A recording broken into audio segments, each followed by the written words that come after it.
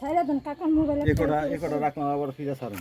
এই যে এগুলো খিং মাছ, এই কটা উঠছে আর উঠছে। ও দেখো এখানে একটা মাছ কিভাবে লাফাচ্ছে উপরে ও দেখো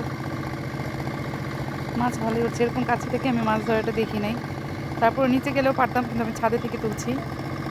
ওই যে দেখো অনেক বড় বড় মাছ, মাছগুলো এখন থেকে লাফালাফি শুরু করে দিয়েছে।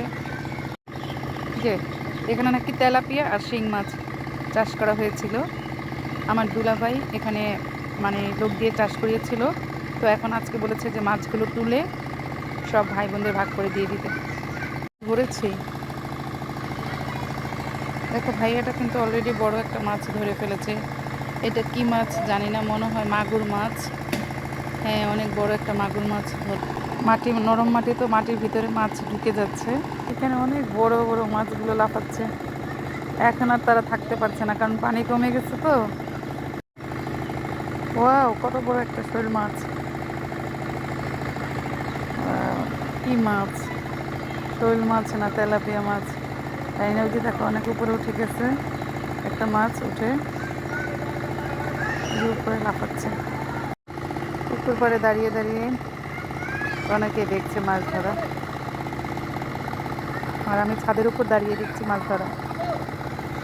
দেখো এখানে একটা মাছ কিভাবে লাফাচ্ছে উপরে উঠে। বড় একটা মাছ ধরছে ভাইয়াটা, এটা হাড়ির মধ্যে রেখে দিল।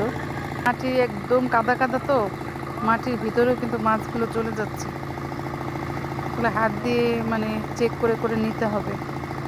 মাছ ধরতে যাওয়ার জন্য সে বালতি নিয়ে নিচে যাচ্ছিল, বাট আগে কাদার মধ্যে নেমে গিয়েছে অনেকটাই। সে তার পা একদম নিচে নেমে গেছে, ঢুকে গেছে। সরি, এখন তার যেতে অনেক কষ্ট হচ্ছিল। এই যে নারকেল গাছে নারকেল ধরে আছে, দেখো অনেক বড় বড় মাছ ধরতেছে, কিছুই বোঝা যাচ্ছে না। এটা তেলাপিয়া, যেটা রাখলো এটা তো ভাইয়া ধরেছে। আর একটা বড় মাছ তেলাপিয়া মাছটা, এই তো আর একটা মাছ ধরলো। ওই ভাইটা তো একদম মাঝখানে যে মাটির ভিতরেই ঢুকে গেছে, অর্ধেকের বেশি পা। অবশেষে কিন্তু মাছগুলো সব ধরা হয়ে গেছে। এখন যাচ্ছি, তোমাদেরকে মাছগুলো দেখাবো।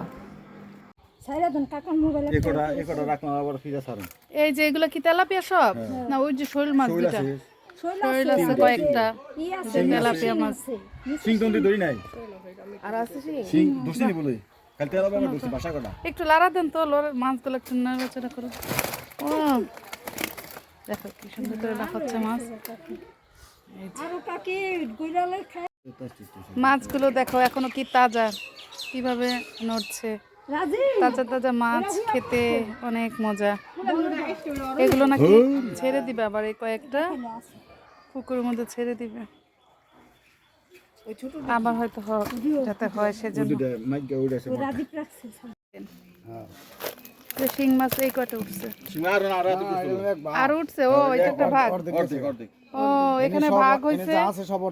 এই শিং মাছ আর এই যেগুলা সব অর্ধেক অর্ধেক, আরো অর্ধেক মাছ ভাগ হয়ে গেছে।